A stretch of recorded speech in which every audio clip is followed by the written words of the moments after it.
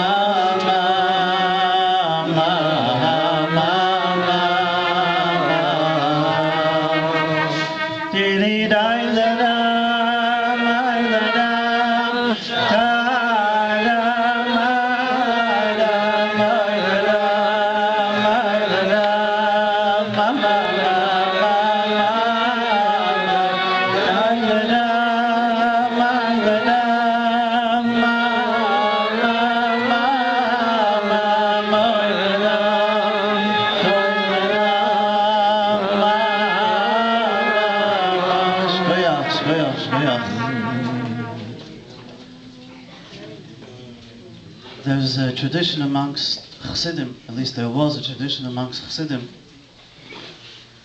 that to relate a story about the Baal Shem Tov on Motzei Shabbos is a skula, is a good omen for Parnosa. It was a saying amongst Chassidim until another saying started to circulate amongst Chassidim. 3 lavdavkes, 3 not necessarily so. Not necessarily a story of the Baal Shem Tov, but any Rebbe. Not necessarily only on the Motzei Shabbos, but any time. And not necessarily only a blessing for Parnosa, but a blessing for everything.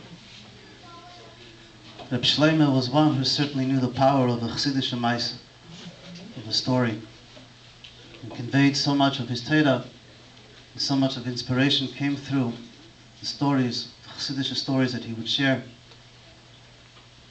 And so his legacy, I think, can be conveyed in terms of his stories, his songs, his Torah, and his Avos Yisroel. The transcendent power of a nigun, the capacity of a song to transport a person to a different dimension, and in so doing, to open up a person's neshama, to take it to places that otherwise it would not be privy to, is something undoubtedly that Reb Shlomo knew from the story of the Tanya, the story of the Alter Rebbe, Rabbi Shner Zalman of Liadi, who in the early years of the Hasidic movement was opposed, as were all of the other Chassidim and Chassidishe Rebbes, by the Misnagdim, by those who were in opposition of the Hasidic movement. A bastion and a stronghold of this opposition was in the city of Minsk. And it was decided that the Alter Rebbe would be put on public trial, as it were. And the wise men, the Chachamim, there were tremendous Talmidei Chachamim in Minsk, were going to prepare questions in their own learning of Gemara that perplexed them, and questions about the Hasidic movement. And in a public forum, the Alter Rebbe would be challenged to answer them. The day came, the shul was packed to the rafters. The Alter Rebbe stood in the middle of the shul on the bima. The questions were all put forth. Complex, difficult challenges and questions across the whole spectrum of Torah.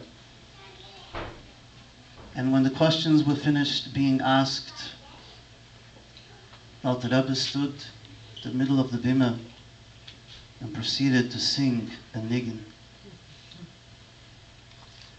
And by the time he finished singing the nigun, every question was answered. And that day, he won over almost the entire city of Minsk, became Chassidim. So Reb Shlomo knew that a nigun can take us to places and open us up to truths that sometimes words fail. We just heard a beautiful story from Rabbi Yankel about Reb Shlomo's exemplary Ahavas Yisroel. It's no secret that Reb Shlomo spent the late 40s and early 50s in Lubavitch. And he was there, in fact, when the Rebbe formally accepted the leadership of the Chabad movement. He was at the Fabringen on Yud Shvat, the 10th of Shvat, Tovshin Yudal of 1951. And at that Fabringen, the Rebbe said that it's the custom of the country to issue a mission statement. And so my mission statement is this. He quoted from the Zohar, and the Zohar says that there are three loves: love of God, love of Torah, and love of the Jewish people. And these three loves are inextricably linked to one another. However, the love to a fellow Yid of Ahavas Yisroel trumps them all. If you can't love a Yid, you cannot truly love God, and you cannot truly love Torah.